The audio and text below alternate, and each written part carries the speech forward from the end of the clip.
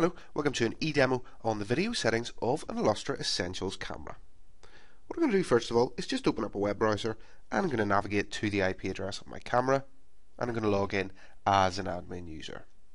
Once I've logged in, I'm going to choose Setup and under Camera I'm going to choose Video. See in here we get a number of tabs which allow us to set some video settings. First of those tabs is called Video. It's divided into two sides, a side for the mainstream and a side for the substream.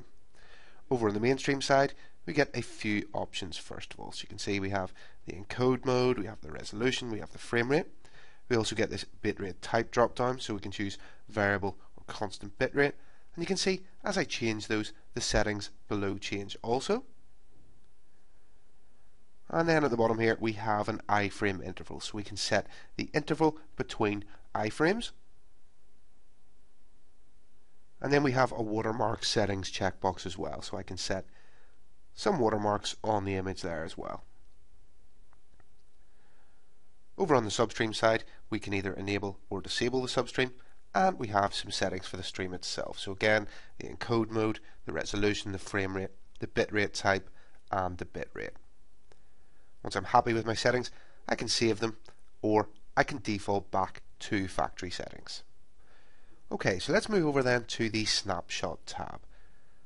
On the snapshot tab we can set how often we take a snapshot and when that snapshot occurs. So is it going to be just a general snapshot or is it going to be because an event has occurred? I can set the quality of that snapshot. And because I've chosen general, I can set how often that snapshot should be taken. Next we have the overlay tab, and there's a few settings in this overlay tab. First of all is privacy masking, and it's in here we can create and edit those privacy zones.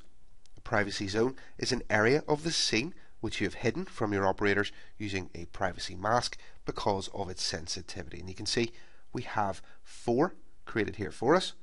We can remove some of those if we don't need them. We can just drag and drop and resize the zone as required. Once we're happy with it, we can just make sure it's enabled on the right hand side there.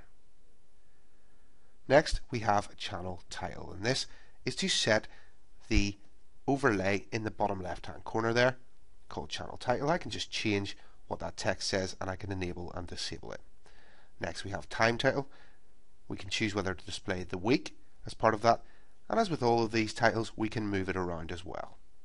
Text overlay allows us to enter some custom text to be overlaid on the image. So you can see we have the text overlay here.